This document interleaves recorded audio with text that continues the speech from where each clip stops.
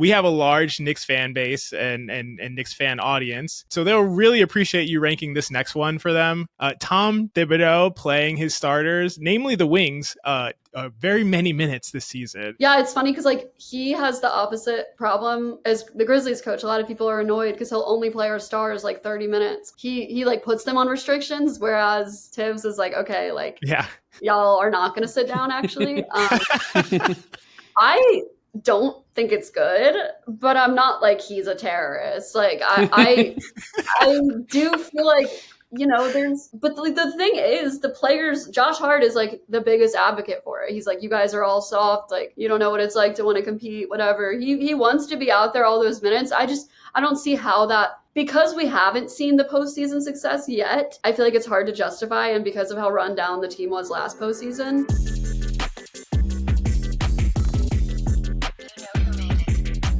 This is Hot Hand Theory. This is a podcast where we talk about the NBA and break things down from an analytical perspective. I'm your co-host, XJ. As always, I am joined by my brilliant co-host, Geoff. And today, Geoff, we have a very special and brilliant guest aside from you. And if you're listening to this, if you're even vaguely familiar with NBA Twitter or have ever seen a Bleacher Report quote post, you know who this is. We are joined by Bleacher Report's Molly Morrison. Molly, we are so hyped to have you on. Thank you so much for coming on. How are you? Hey guys, I am hyped to be here. I'm great. Ready to talk some hoops. Y'all are like my first podcast appearance in a while. That's a New Year's resolution, is like to be on more podcasts. So let's break the bread. Let's do it. I love that. Geoff, you see, that's how you answer the question of how are you doing? It's so simple. You just answer it and then you add a little thing at the end and then you have it answered. So Geoff, Molly, you don't know this, but Geoff really hates the question, how are you? For some reason, he thinks no one cares. I don't think some might call him miserable, or I wouldn't call him that, but some might. Geoff, how are you doing? Let's ask you next. I'm actually really excited because I mean, for a number of reasons of the show, the stuff we're going to talk about, but Molly also represents, so Molly, I hope I'm not spoiling anything here, but you were actually anonymous on Twitter forever, right? Like that was your, Spoiling. Yeah. What? No, you're not spoiling. Yeah. Yes. You were, and so I created a whole new burner. Like my name isn't actually Frank. My name's Geoff. And I was basically just trying to escape, I had a lot of poker, a lot of politics stuff on my old Twitter, and I was just like, I'm just going to make some account that's not my name, and we're going to, nobody's going to know who I am. And then I read your story, and I'm like, oh my God, she went through, what I went through was not even a fraction of it. So I feel like I said to you off air, I feel like a kinship with you. I'm excited to have you on, and yeah, the show's going to be great. Thanks for coming on. Thank you for having me. Yeah, definitely. That would have been a spoiler at the time, but no, it's been 6 years since I've revealed my identity. I had like no idea how much my life would change after that. But yeah, there's pros and cons. Probably more pros. No, more cons to being anonymous online. I think, you're protected from a lot of things because there is a lot of toxicity online. But at the same time, like there's nothing more valuable than when you're wanting to be a voice in a community of people than actually being you. So that must be so validating for you though. Like most people, like you said, there's a lot of toxicity, but you get to just say, I built everything before anybody knew who I was. Like it was just purely the content and the merit of your opinions. And that just must be so validating for you. Thank you. I appreciate that. It's funny. It's like, if you went, I do say that to like up myself. I'll be like, yeah, people say I only have a following because of this, that, or whatever, what they say about women. We got where we are because of certain things that are not about our intellect or knowledge or wit. But the beginning stages of my account, because I started it when I always forget, it's 12 or 13. I think the Twitter like rule is that you had to be 13. So let's say 13. Publicly, you'll say 13. We got publicly 13. Like my tweets were so stupid, of course, like any 13-year-old, but certainly, and I'm sure I had some followers picked up from the hashtag BeatOKC days, but no, I definitely, as I evolved as a writer, because I don't know if a lot of people know this, but, writing is like my biggest passion. Then, that came through in my tweets. So yeah, definitely always like, I don't think any woman should ever believe when people say those things, but that is proof right there that like it has nothing to do with me being a woman. People just like to see what I have to say. So That's awesome. Yeah, that's so great to have that. I wish I had that. I'm definitely always invalidated with my following, which is entirely based on my looks personally. So it's kind of I need to go your route, I think. I tell you all the time actually that you're good looking, and you're like, no, I'm not. But now we get on air, and you're just okay. The truth comes out. Oh yeah, I'll tell the truth. I'll tell the truth in public, not to you though, separately. Molly, we have a super fun episode planned with you. This is pretty much in honor of your new Bleacher Report show, which, we want to hear all about. Obviously, it's in the very early stages. You mentioned to us it's not necessarily named yet and all of that, but we want to hear about kind of like what you're thinking for that show. But we're going to do something different for our show, for Hot Hand Theory. We're going to do a tier list of NBA storylines so far this season. You are going to be the one helping us rank these storylines. Geoff and I will, add some data, add some nerd stuff to it. But before we get started, do you want to tell us anything about your Bleacher Report show? Can you tell us anything, or is it a little bit too early in the early stages? I've, for a really long time, done a series on my TikTok, like my personal TikTok, where I talk about the NBA, but I'll be like recapping each week in the form of a reality show. And that a lot of people were tuned in because literally I always say to my non-sports fan friends, which is how I start every video, the NBA is actually reality TV for 100%. that like basketball. Like you don't even have to like basketball to be into that. And obviously like there are people like us who love basketball, but I do feel like the elements of that are often gatekept. It's like gatekept. It's like, okay, you don't care about the X's and O's, so you can't be a fan. No, I think that we can enjoy the drama off the court. And I also think there are people that might not want to sit down and watch 80 games because they're not a sicko that also deserve to know the good tea. So yeah, Bleacher Report decided to give me which is the company I work at. Bleacher Report is giving me a show where I talk about different drama. It's a short form series as of now. So it's posted on their TikTok and I post it on Instagram Reels. So yeah, check that out. It does not have a name yet, but we will get there. You will get there. That's incredible. And I think that you make such a good point. I think that that's something that's actually really missing from the current kind of sports media landscape is like stories, narratives, storylines, kind of covering all those things.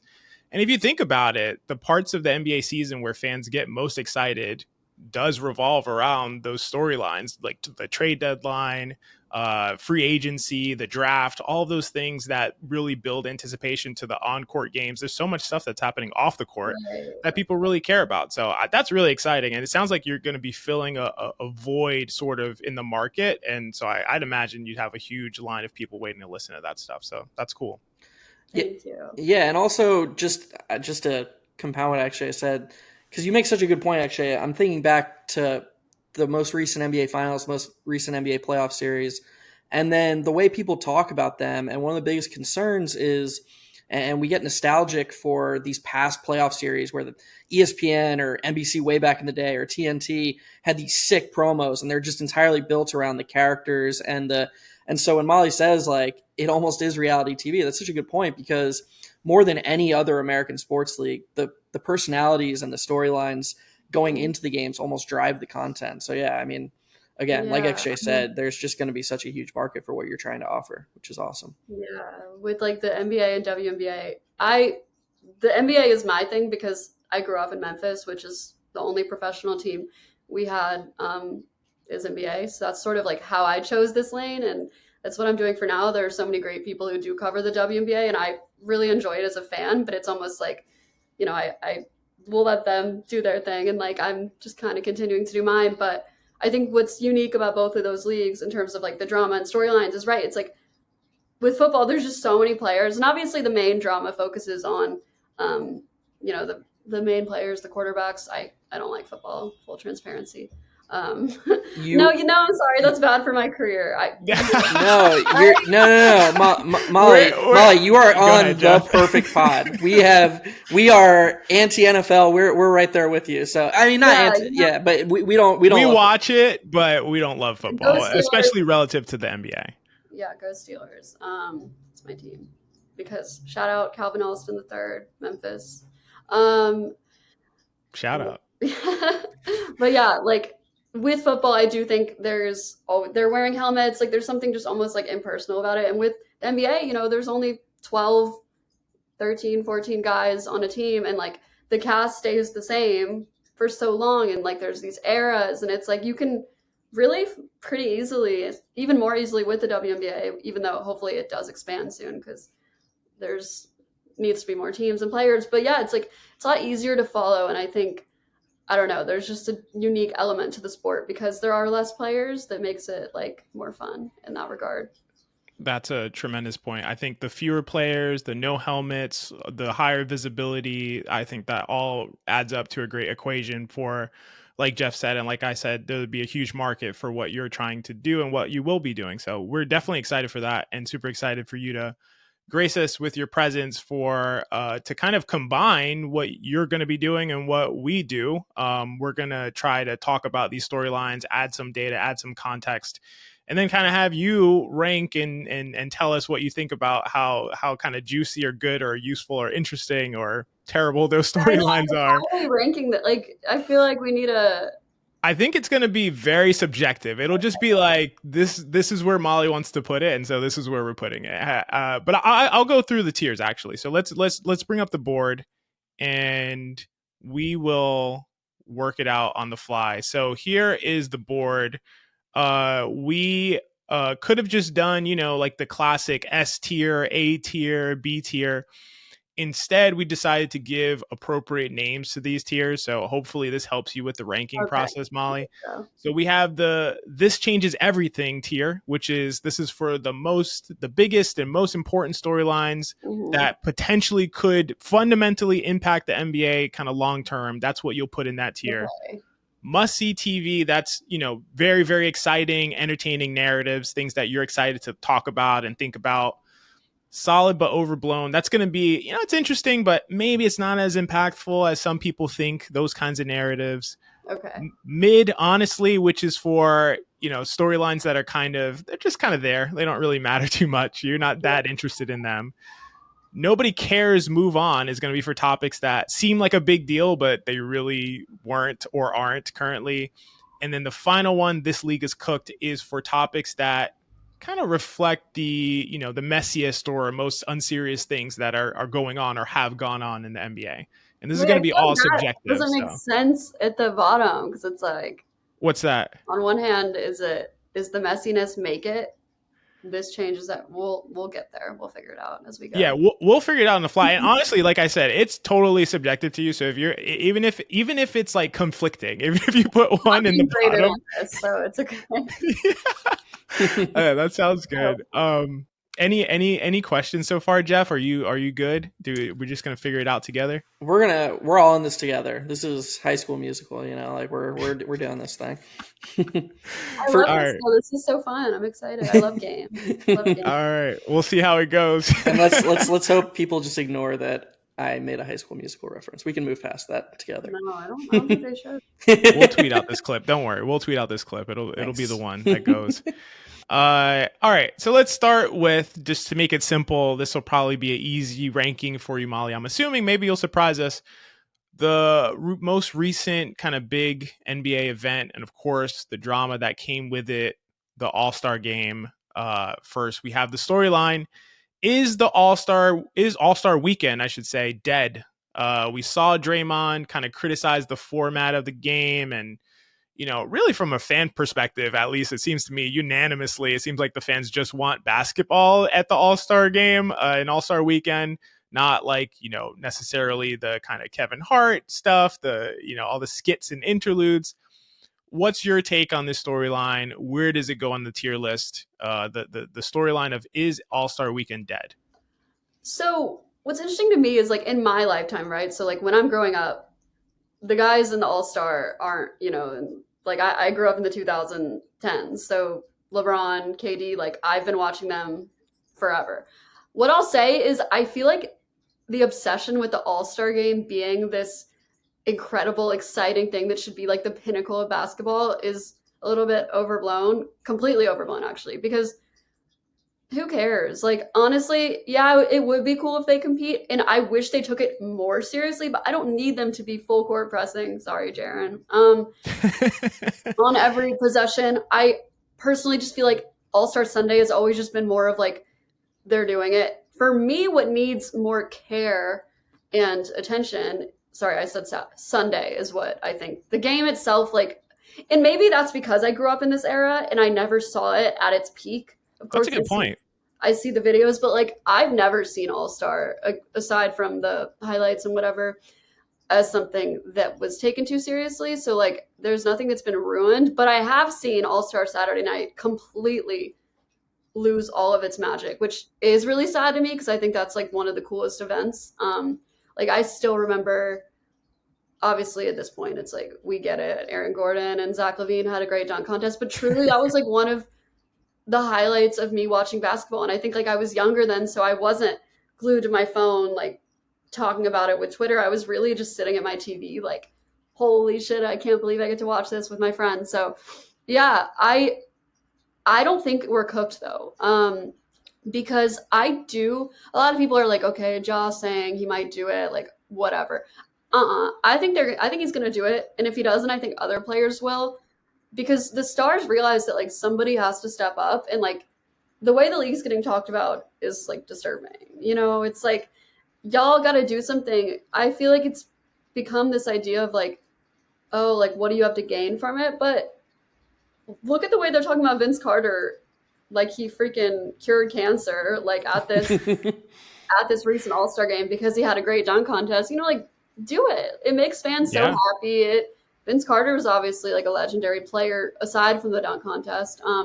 Yeah, I don't know. I think these guys will start doing it because I don't think they want to see the product go down the drain. And a guy like he doesn't need to be like him just showing up. No one is expecting him to do the greatest thing ever because him just showing up is enough. And like the things he probably does in practice, like are things he can just go and do, and it will wow us all. So For sure. yeah, I care more about Saturday night than the game itself. So I'm The sorry, commercialization is just bad. There's nothing about that that's good, obviously. So I love three different points you just made there. One, separating Saturday and Sunday and All-Star weekend. That's just spot on to me. That's just because the second point you made, the All-Star game has never been taken seriously, people. And I say this as an older person. The nostalgia that goes into this, yes, we've all seen the end of the 2001 All-Star game when, Iverson led that huge comeback and all the big names in that game. But go back and watch the full 2001 All-Star game. Nobody was taking it seriously. And we've had similar ends like that recently. LeBron James hit a game winner in the All-Star game within the last 5 years when Steph Curry was on his team. There have been a number of really close tight endings to All-Star games. Kobe versus LeBron in 2012. This is something that happened within the last 15 years. The All-Star game has never been something that people took seriously until the end. This idea that the integrity of the All-Star game has been ruined by this new era is just, I'm sorry, it's just wrong. It's not true. There's no truth underlying that point. It's just pure nostalgia. The third point you made about, well, I probably appreciate it more because I wasn't as glued to my phone. The NBA absolutely is trying to feed the people who are glued to their phone right now. That is I think that is probably the number one issue driving it. I don't know if you guys saw this, but there was a memo recently that was released by Netflix where they said that, or not a memo, like an internal discussion, internal email, where basically they said, we're trying to make content for the people who want to watch a movie while they're on their phone. And it's like, okay, that's not what movies are for. That's not actually what movies are supposed to be about. If you're going to do that, that's probably not going to go well for you. If the All-Star game is going to continue trying to cater to people whose attention spans are in nanoseconds and can't be bothered to look up for their phone, it's just going to keep going that way. So honestly, that was a perfect answer that you gave. I thought you nailed it on multiple regards, and I couldn't agree with you more across the board. But most strongly, Saturday and Sunday are different things. It's not about making Sunday more competitive. It's about bringing some life back to the dunk contest, to the three-point contest, and to the skills competition. Absolutely. There you go. Well said. And it sounds like, if I got you correctly, Molly, you're ranking this as solid but overblown. Yeah, basically. I would say so. Gotcha. All right, let's move to the next. I think that wow, this is going really well, guys. I came up with this game, so I just want to take the credit. Although Molly and Geoff had all the great commentary, it was my idea, so I'm going to take the credit there. Let's go with another one. Another softball for you, Molly. The Mavericks trade Luka Doncic to the Los Angeles Lakers. The trade that really shook the entire NBA world. And I'm going to group in with that, along with the actual trade itself, the entire backlash from Mavericks fans, which, I honestly can't believe it wasn't expected. Like protests, season tickets getting canceled, even worse things, death threats towards Nico Harrison. Where would you rank this entire storyline all as one kind of big group together? I mean, I think it changes everything. Like, evidently, yeah, it's the craziest trade. Because I say it's the craziest trade I've ever experienced, but my dad says it's the craziest trade he's ever experienced. So it is not just a generational thing. I think this truly changed the game in terms of what we can expect to happen. Because before that, like, there was probably 5-6 players who, maybe even 3-4, that are untradeable, right? And it's like, you can't even fathom them getting traded. And I feel like what was so unique specifically about this was the fact that with the modern social media era, Legion Hoops era, I almost said NBA Central, shout out Central, NBA Central, it's like every single trade rumor is out there, right? It's like today there was a report that the Grizzlies maybe trade Ja this summer, which I would hate, and I don't think they're going to do that. But any reporter can say anything that they might have heard a whisper in, and it's out there. But with this, like, no one said shit. It happened almost like in the night.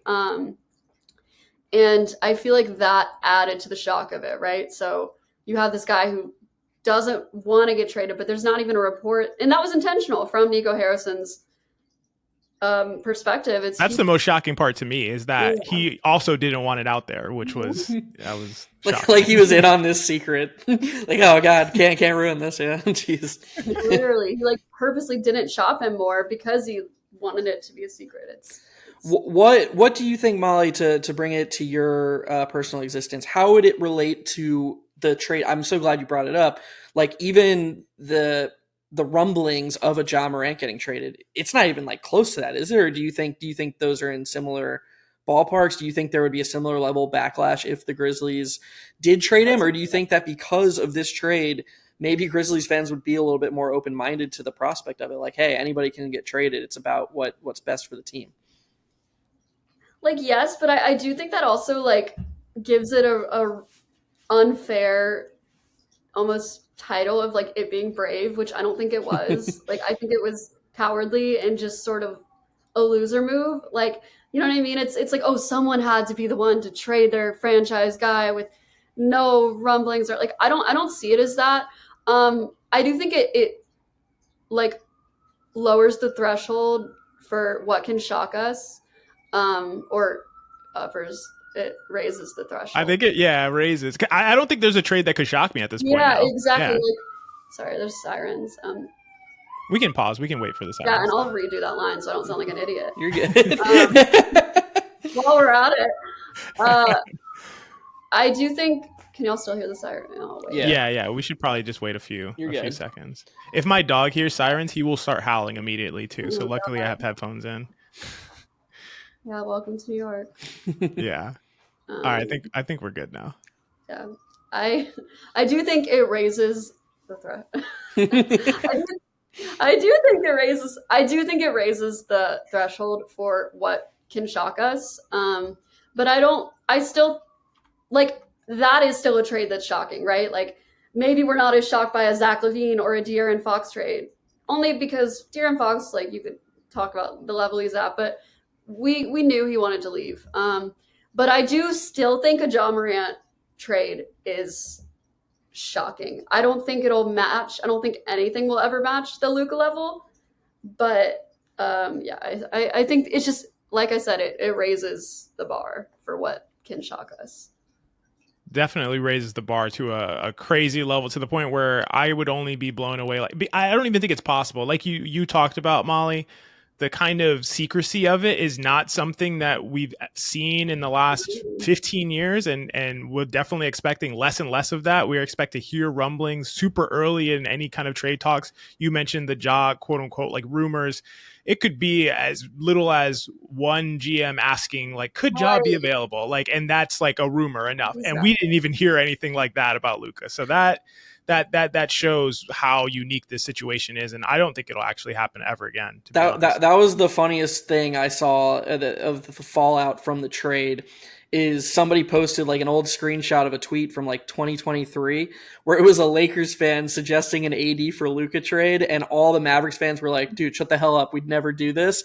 And the person like posted that screenshot and was like, the worst part about this is now these Lakers fans, we can't say they're crazy anymore when they post these ridiculous trades. Now and it's like I feel like after this, to Molly's point, there's only one player in the entire NBA now that I can think of who, if he were traded, it would truly shock me, and that's Wembanyama.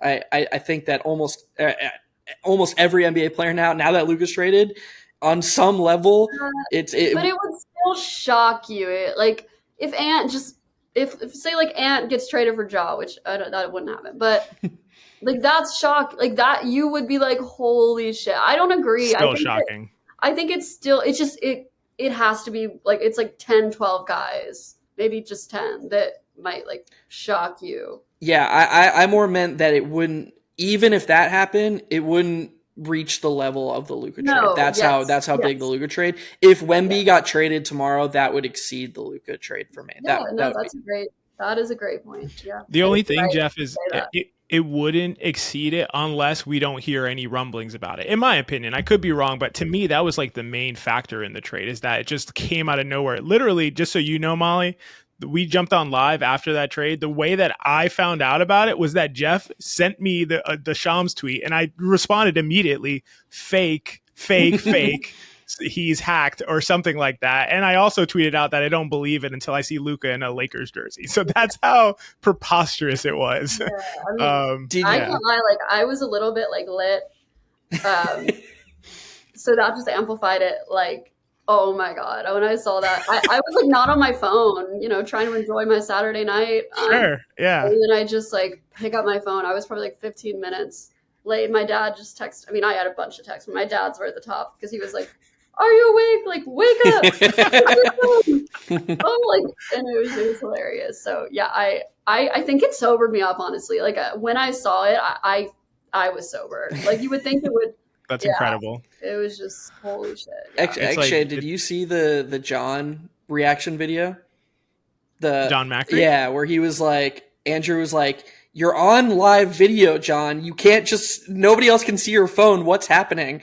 And John goes, I guess I'll read the words on my phone, but they can't be true. I feel like that was all of us in that moment. It was very, very, it was just, I think we were all shocked into, I mean, I wasn't drinking that night, but that tweet definitely sobered me up too. All right, that is definitely going to be in the top tier. Let's go to something that's almost personal for us, Molly, for Hot Hand Theory. It is the storyline of the NBA is too boring. Too many threes, not enough mid-range. It's not physical enough. Everyone plays the same. Molly, with you being a diehard Grizzlies fan, growing up in the grit and grind era, that was definitely a different style of basketball than we're seeing. So I'm really curious how you feel about that, firstly, that kind of perspective. And secondly, where does that storyline rank for you? I think there's a lot of actual merit to that conversation. I do think it's false to say that like every team's offense is the same, because there are still teams that play differently. However, I'm reading like Sprawl Ball right now. Have y'all read that book? Yes. Yeah, I've read that. Is it by? I want to say the author's name. Is it like? I forget. I can look it up, but yeah, I forget the name of the author. Which is literally about, I'm like not even halfway through, but it's really interesting. I just started it the other day. It's just kind of about the 3-point. Oh, Goldsberry, of course. Sorry about that. Yeah. That's what I thought, but I didn't know. Yeah, Kurt Goldsberry. And it's crazy. Like I have so many things underlying, because I'm like, wow, when you say it that way, like he's talking about Ryan Anderson's contract, and he's like, you have a guy getting paid this many millions of dollars to stand there, the spacing element.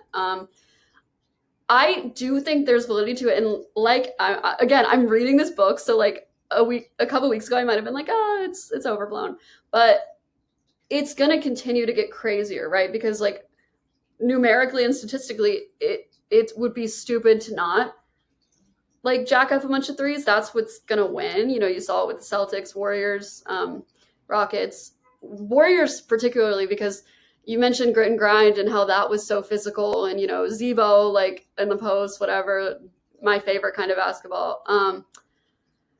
It was really like fighting for life against this new era. Like they were trying to beat them, and they almost did, and they just couldn't. And then starting then, the Warriors went on their crazy run, and the dynasty was really beginning. So yeah, I felt like I witnessed like that style of basketball get shut down. Is you can't go all the way if you don't have guys who can shoot threes. And the Grizzlies never really had that. So I do think that the NBA as it stands is a fun product. I think watching guys shoot threes is fun, but there are nights that I'm watching the Celtics and I'm just like, okay, this like I'm bored. I can't lie. I'm sorry, Celtics fans, and like I think there are like the Celtics are fun to watch. They're maybe not one of my more favorite teams to watch because of just how many threes they shoot and stuff, but they're winning, right? So like you can't knock it. I mean, I understand why they're doing it. It's like I said, it's a smarter way to play basketball. But I as a person whose favorite style of basketball is like the Zach Randolphs, I don't want to see that go extinct. So I do think that's a good conversation to have. But I think that like trying to shit on the current game is incorrect, because these guys are just so skilled and they're evolving. They're so talented and they can do so many things. I mean, you have a guy like Wembanyama who's, making a bunch of threes, but also doing everything that a 7'4" guy can and should be doing. So I don't think it's like a knock to the guys who are incredible at threes, because it's a great skill and there's a lot of people that can do a lot of things besides that. But it also is sad, for people that do like that more physical play. Yeah, these are great points. And I just discovered, or we collectively are discovering the flaw in my game here. I don't know how we rank that. Yeah. It's kind of tough. But maybe it's weird to say must see TV, but I think that just means it's like it's an interesting and worthwhile storyline that you're compelled by. All right. Yeah. We'll go with that. And we have your Celtics coach here as the face of it, Joe Mazzulla. So, what do you guys think about that? I'm sure you've talked about it on your show all the time. Yeah, Jeff, what you want to go? Give me a spark notes. I don't want listeners. I think it was cool that you brought up the 2014-2015 Grizzlies. I feel like a lot of people forget that they went up 2-1 in that series against Golden State in the second round. Mm-hmm. And you make a great point that if you just think back in the history of the last 10 years, that really was one of the last teams to, really put up a fight against an elite team like those Warriors, that even though the Warriors, that was the year they won their first championship, but really was one of the last teams to play that sort of gritty style and put up a fight against an elite team.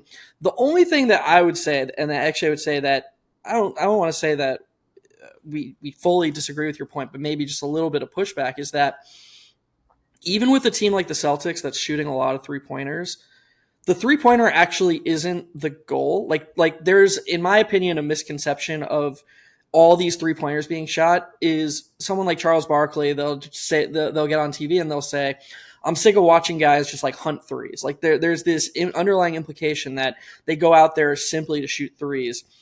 The goal of the the goal of an offense is to get shots at the rim. That's still the most effective shot. It's still the most efficient shot. And the three-pointer is merely a punishment for guarding the rim. So if you're going to try and take Jason Tatum's ability to get to the rim away from him, right, the Celtics are going to offer a punishment, which is the second best shot, which is the three-pointer. So but that wouldn't totally discredit the opinion that, okay, even if that's true, I still find it boring. They're still chucking up all these threes. I'm not entertained by that. Yeah. And all I'd say to that is, even if teams are largely shooting threes and that's similar, the way they create threes is still different. Caitlin Cooper had a great series of tweets the other day pushing back against the idea that, oh, well, all people do is run pick and roll, create advantages, and kick out to threes. To Caitlin Cooper's point, no, it's actually teams are doing it a lot differently. You root for, in my opinion, one of the teams that's doing it differently. They're doing it through pace and transition, and they're the fastest. They're the fastest team we've seen in a while. I'm sorry to talk so long. I'll hand it back over to you in a second. No. Their transition is just mind blowing. They're doing everything early in the shot clock. So yeah, I mean, I do think that maybe something needs to be done to decentivize only 3-pointers from being shot. But I do think the method with which threes are being created does vary throughout the league, and that keeps it entertaining, at least to me. Yeah, no, I mean, I love the NBA. Like, the game I find very entertaining. I just mean like a game when, the reason I said some Celtics games is you'll see a game where they just take a disgusting amount of threes. But yeah, it's like, I don't fault teams for that. Like you said, like they're trying to get the best looks, and a lot of the time that's going to be a three. So yeah, I it's like I understand both sides, and like I don't like people that barely watch basketball just looking at box scores and saying like, oh, the game is ruined, because it's not true. But it is also a fact that the amount of threes that are attempted is like just continuously going up, and it's like, okay, well, how does that look 10 years from now, right? Like how, like right now, I think we're at a good spot where I like the balance, but it's like, it's going to continue as, Yeah, I don't think we're at the peak yet. I think I think there's still a little bit of wiggle room. I don't think it'll just go endlessly, but I think there's a little bit of more wiggle room to go in terms of the amount of threes being taken. I want to ask you real quick, Molly, by the way, given your style of basketball that you enjoy, how excited were you when the Grizzlies drafted Zach Edey? And are you a fan? Very excited. Yeah, I don't think we've quite maximized him and Ja yet. Like you mentioned, the offense, our offense has changed this season, and we've started doing more of the 5-out stuff, which is great. But I do think like we haven't quite seen as many pick and roll situations as I'd like to with Ja and Edey. So, but I'm confident that like I have some gripes with our coach. I think a lot of fans do. I love him. Coach Taylor Jenkins is a great man. He's a good coach, but I feel like we haven't reached, I feel like we should be better than we are, even though we are the 3 seed. And a lot of that has to do with just certain rotations and offense things. So yes, I'm a big fan of Edey. I think it's insane that Jalen Wells is better than Edey, but that's a testament to Jalen Wells. He's been so good. Not Edey. Yeah, no, I'm very excited. Molly, I gotta. Oh, do you want to? I just want to say, as I was like responding to Molly, she really opened my eyes to the idea of being like, well, wait a second, there are two sides to this perspective here. Like if somebody who is, I don't want to say like more casual because that sounds condescending, but someone who has a different perspective than me is like, yeah, I'm just not entertained. Like you can tell me that they're creating the threes in different ways. I'm still just not entertained by the flurry of threes that go up. It's not my place to be like, no, you don't get it. This actually is entertaining. Here's why. Yeah. If they're not entertained by it, they're not entertained by it. So like I was talking and I was like, wait a second, like what her stance is that, well, I see both sides, but I at least understand why there are people who aren't entertained by the output and the things that are occurring. I thought that was a really great point, and I wanted to just like say I appreciate you for just sort of opening my eyes to that perspective. Yeah. I think that's always been kind of my personal perspective, where it's like subjectively people like what they like and they dislike what they dislike. And it's just, if you watch the game, if someone was to watch the game and say, I don't like this, I like how it was in the 90s or the early 2000s or whatever era that they would prefer, I mean, that's totally valid. It's a subjective opinion, and we all have our opinions on the sport. So hopefully, people are able to kind of adjust and adapt and continue to love the game at like the three of us do. But you also mentioned, Molly, and I thought it was a perfect segue to the next one. You mentioned Taylor Jenkins, coaching, rotations, things like that. We have a large Knicks fan base and Knicks fan audience. So they'll really appreciate you ranking this next one for them. Tom Thibodeau playing his starters, namely the wings, very many minutes this season. It is Mikal Bridges leading the league in minutes per game, Josh Hart third. I was gonna say, is Josh Hart dethroned? Okay. No, yeah, Josh Hart's only third. He's only third in the league. He's not high enough. OG Anunoby 11th before he suffered a soft tissue injury and has missed the past 5 games. It may miss some more, but he seems to be. It doesn't seem to be very serious. The minutes issue raising concerns about player health, load management. How many minutes are tied to injury risk. All of that. What do you think about this kind of storyline that's been going around in the NBA this season? Yeah, I think this is a storyline that's been in the NBA for a very long time.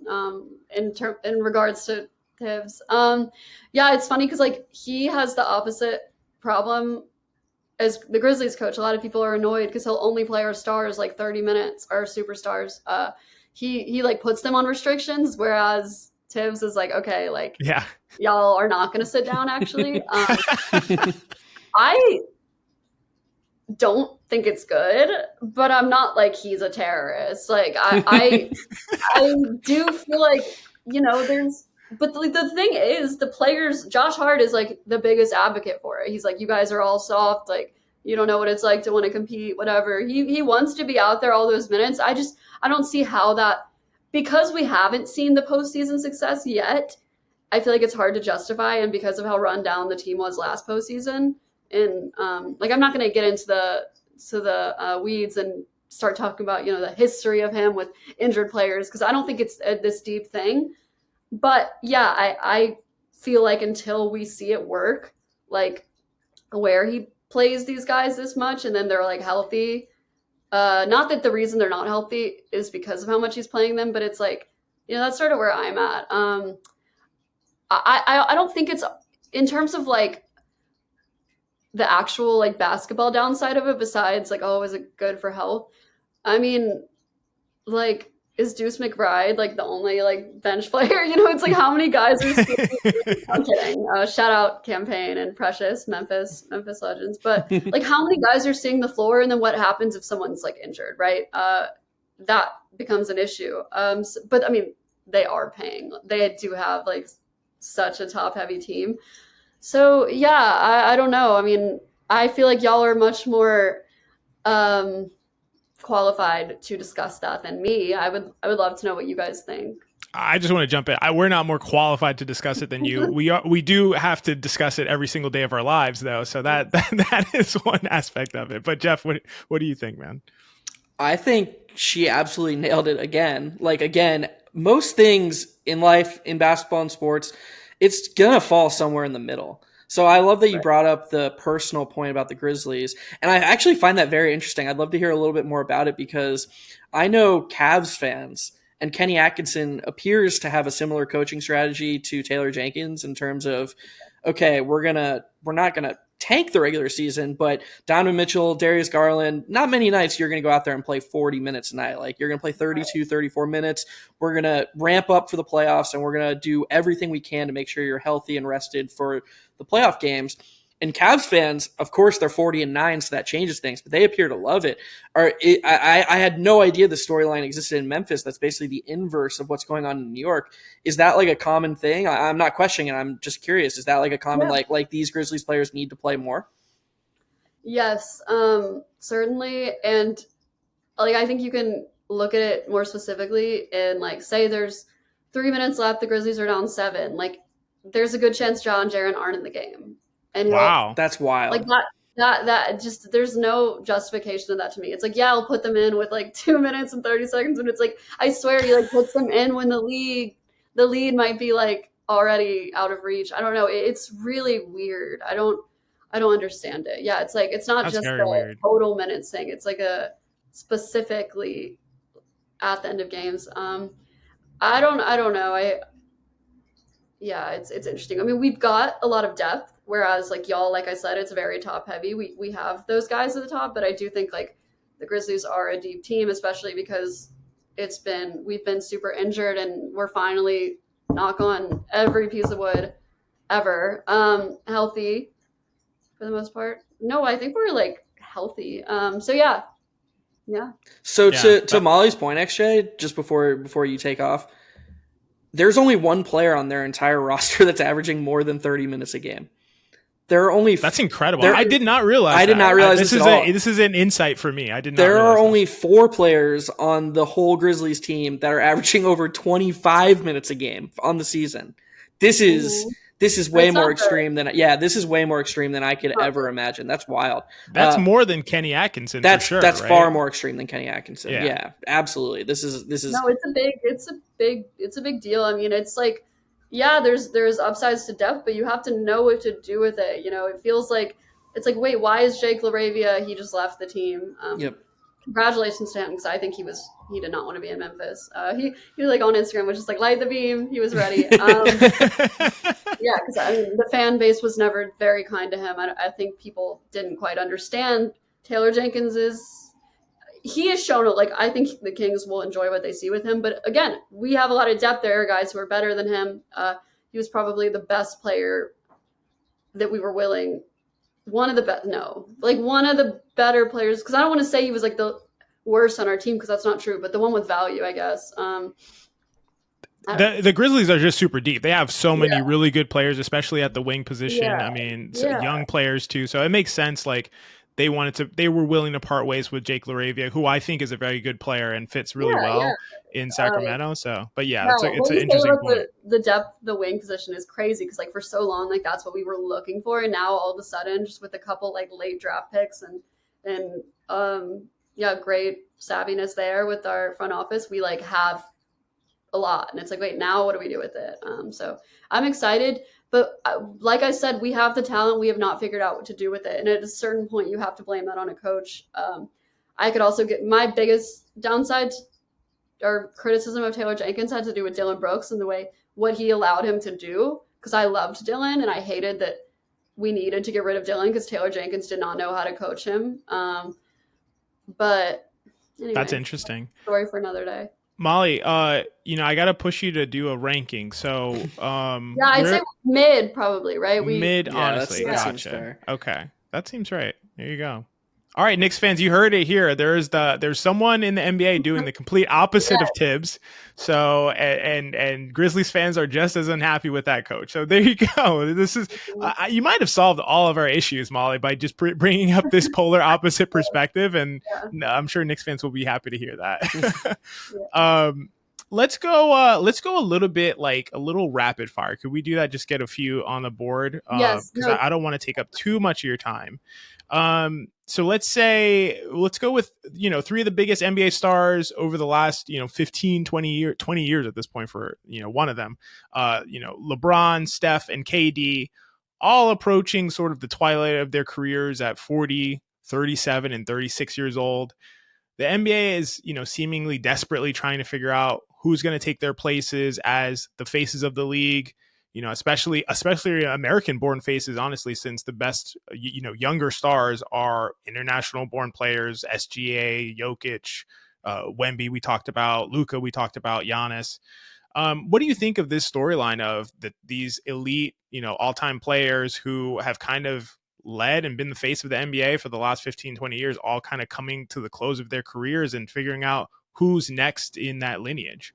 Yeah, I mean, I think a testament to, like, how incredible they are is that, like, them being in the league has kind of not allowed some new faces to emerge, because a lot of them are still like stopping people in the playoffs, right, and commanding that attention. Like freaking, we all thought the Warriors were non-winning, and then they won another title.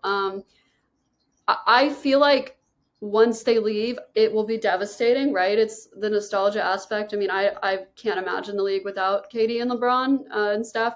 But it will allow the immense number of talented people to then start to really like have their own lanes to, like, it takes time. Like, it's going to take time. It's going to take some years to build up the new playoff faces, the teams that play each other for multiple years, right? Steph versus LeBron. Like, that takes a few years. And I think it's exciting rather than like, oh, the NBA is screwed. I don't see that. And I also think the amount of foreign talent's really cool, and not a negative thing.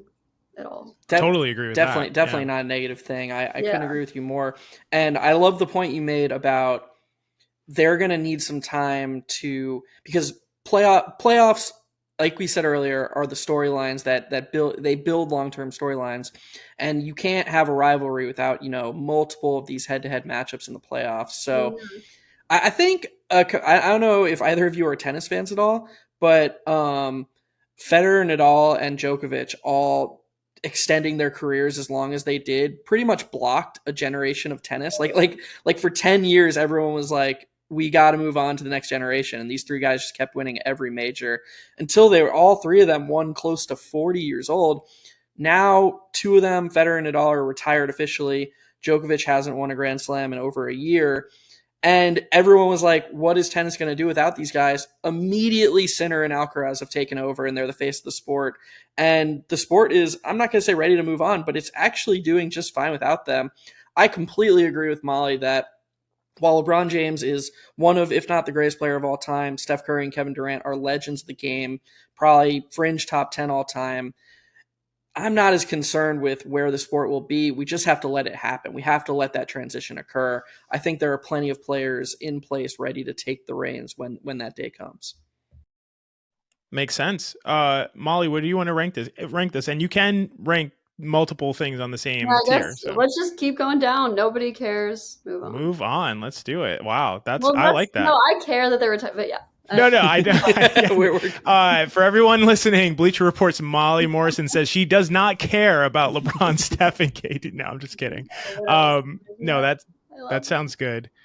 All right, so let's go to like a pure NBA on-court storyline. Basically, the Oklahoma City Thunder, at this point, they are one of the best defenses in the history of the league. They, relative to the league and by SRS simple rating system, also one of the best teams of all time. This doesn't seem to be talked about very much. I don't think people are recognizing how good and dominant they've been so far this season. And they haven't even been healthy they've been healthy with all of their players available, maybe 4 games this season. So this has been an incredible run and potentially could get even better. Where do you rank this storyline, Molly? Oh God. I mean, listen. I know. The beat OKC, I got it. But no, this is a great one to make quick. OKC is incredible. Like, I truly fear them for the next multiple decades, because I would say decade, but shit, they've got like every pick that's gonna exist. They're like so good on both ends, like you said, and the fact that they are so good defensively, or have been, without their bigs is like terrifying. Just these guys that are just running around, these long guards. So yeah, like that's obviously really great. I think SGA is underrated defensively. He's a freaking perfect basketball player. This dude doesn't get hurt either. Knock on wood, because I'm a good person. Obviously, I don't want, I wish SGA the best, but yeah, like let's put that at must-see TV, because the Thunder are great. I love it. But I'm not going to hype them up too much, and y'all have to respect that. But I see what they're doing, and it deserves to. I just think in terms of like it not being talked about enough, to me everything goes back to the playoffs. Once they make a conference finals, like people will pay attention to them. People will take them That's a great point. It's just people need to see it in the playoffs, and like I think they will. If not this year, which they will, then next year. Like it's inevitable to me. Yeah, the small market stuff is, I'm not going to say overblown. Markets matter, but I mean, OKC and Memphis played that epic series in 2011, and then OKC lost to Dallas in the Western Conference Finals. And there was no issue marketing OKC for the next 5 years while Durant and Westbrook were there together. They played Christmas Day games. They made a bunch of playoff runs. They made the finals in 2012. They made the Western Conference Finals in 2014. They made the Western Conference Finals again in 2016 before KD left. And there was plenty of storylines around them. So to Molly's point, like, it's not about them being suppressed because of market. Once this core makes it so they can't be denied anymore, and that takes playoff success, they'll get plenty of coverage. Yeah. Great point. I think the playoff point is the point that you both made, and I think that's on point. Let's go to another couple quick ones before we close it out. The Washington Wizards, have had a historically miserable season. They are on track for one of the bottom 10 seasons in NBA history by win percentage, which is that's tough to be in DC right now. Bub Carrington has played well. Alex Sarr has not played well so far. Poole has had sort of a bounce back season offensively. But, clearly for them, they are knee deep in the Cooper Flag sweepstakes. Yes. Molly, what do you think about this storyline with the Wizards being just dreadful right now? You know what? I don't think it's a huge deal because I'd rather be that. Like, there's nothing worse than being like stuck in the middle, which, you look at a team like Philadelphia, which to me, like, that's a way worse situation than Washington because they're stuck. Like, they've got all these crazy superstar contracts that they're paying. And like, what can you do? The Wizards, yeah, they're the bottom. Yeah, it's embarrassing, but they'll build. They'll get picks and they'll be fine. They got out of the Beal contract, which bless their hearts because yeah, that's a rough one. So yeah, I'm not too worried about them. I would say more like nobody cares, move on. Like, yeah, Sure. like go get Cooper. I would be fine with Cooper Flag there, right? Yeah. For sure. And you threw in some Sixers shade. You're just speaking to our primary audience here. You're nailing I love it. I actually like love the Sixers. Like, weirdly, I've always rooted for them. Like, I mean, outside of my team, like, there's something I've always I have friends that are Sixers fans. So this isn't me trying to be like, but even those fans who they'll say, it's miserable. Yeah. Shout out Tyrese Maxey though. That is a bright spot. Like, it could be worse. Oh, yeah. But it's sort of like, yeah, like, what can you do when you've got, it's a whole different topic. So yeah. For sure. And shout out Tyrese Maxey, who was Jeff's pick preseason to take a all-NBA leap. And to be honest, I don't think you would have been off if those guys could stay healthy. And, we saw the PG that we expected. Jared McCain would have stayed healthy after his incredible start. So, things just haven't gone well for them. But, there's always next year for them. Okay, I have one more kind of bonus storyline for you, Molly. This one, I didn't share with you ahead of time or anything like that. Victor Wembanyama playing chess with fans in Washington Square Park in New York City. I think you're the perfect person to ask about this since you were literally the one to interview Wemby there. First of all, I'm very jealous of you because I'm a huge chess player.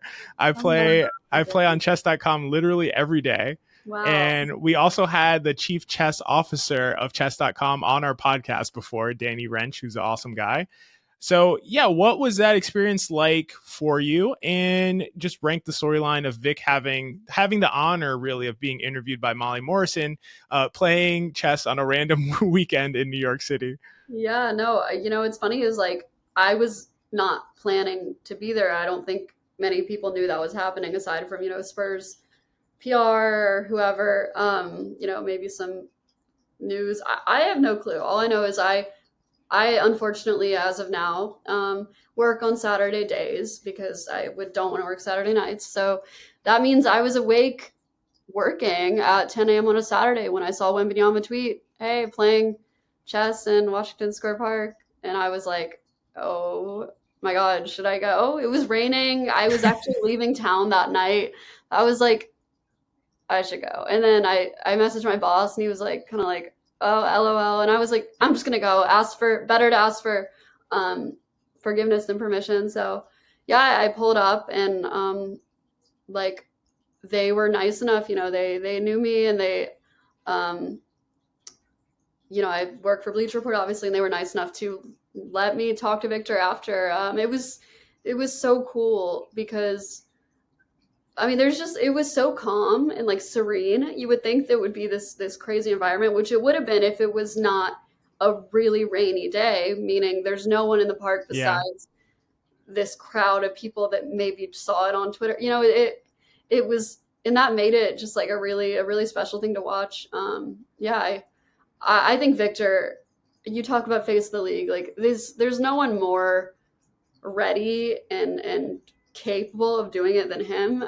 He's so clearly like not only intelligent, but he has this really strong motivation to be unique and to be a face and to connect with people and to share, parts of himself with people. Like he's got, the cool stuff with like the Louis Vuitton. He's out playing chess with fans. Like I think he really is sharing his identity with fans, and like he's also so incredible. So yeah, that was a really cool experience, and I definitely will cherish that. And it feels authentic too. You would say that, right? Yes. Like it feels completely genuine. I haven't seen anything Absolutely. with Wemby that doesn't feel like he's just being himself.